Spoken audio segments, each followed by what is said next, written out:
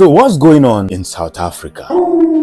This issue that Donald Trump fears so much. South African president and Donald Trump has locked head to head over a very big disagreement.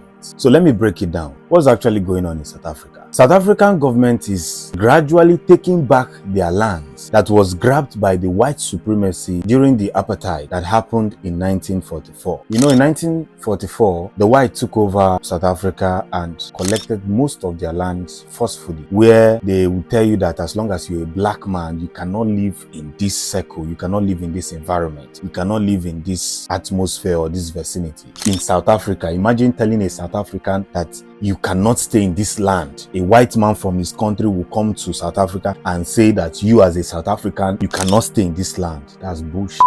So Donald Trump has said that there is ill treatment of the whites and he's not going to tolerate it. So he's cutting any future funds that South Africa will benefit from the United States of America. And Ramaphosa, the president of South Africa, has replied by saying that Donald Trump should mind his business. South Africa belongs to South Africans. America belongs to Americans. I don't know what Donald Trump has to do with South African land because he's never been here.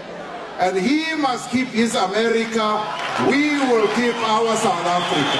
And during the apartheid, and when South Africans were being oppressed, he, Donald Trump, or Americans never came to fight side by side with them. So why is he so interested in what is happening in South Africa or in South African lands? When we were facing apartheid, when we were facing oppression, he was not here.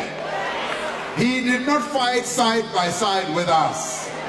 And we were able, on our own, yes, with support of progressive forces in the world, to resolve the apartheid question. He should go back home and mind his business. He equally shared a history that happened when Americans came to America and met the original Americans, that's the dwellers of that land, and wiped them off. Almost all of them took over their land. You know, America has been known for that history. That's why you see they have massive land. They come into your land, they forcefully grab it and take it away. Yeah, they're going to call it accusation, but that's facts. America till today has not learned how to mind their business. The British, the European countries, they want every resources from Africans. In fact, they want Africa without Africa. Because make it make sense, why an American president will be giving this kind of order that he's going to be cutting funds? Who cares about your funds? Who gives an F about your funds? You see, one people that I'm going to blame here is the African president. Every time they have African summit, all of you will wear black suits, carry yourself shamelessly to America, to France, to England. All of you, even Ramaphosa, can be seen this same meeting, African summit. Every time African politicians and African presidents will leave their mother's land to go and answer their puppets or their slave masters. And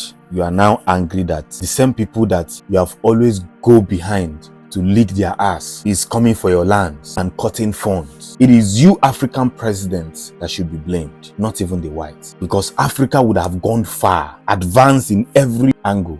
But most of you have vowed that instead of Africans should go far, Africa should keep plunging into disaster. It is the cause of all these African politicians, put from the present president of Nigeria, ministers of Nigeria, the past, the president of every African country. They are the cause of this insult on African soil. Ramaphosa should go and settle the case he has with Donald Trump. If not, if you have gone behind to eat the devil's meal, be ready to give the devil what he wants. If not, you're going to pay the price. And let South Africans don't be affected by the selfish contract that most of you have signed.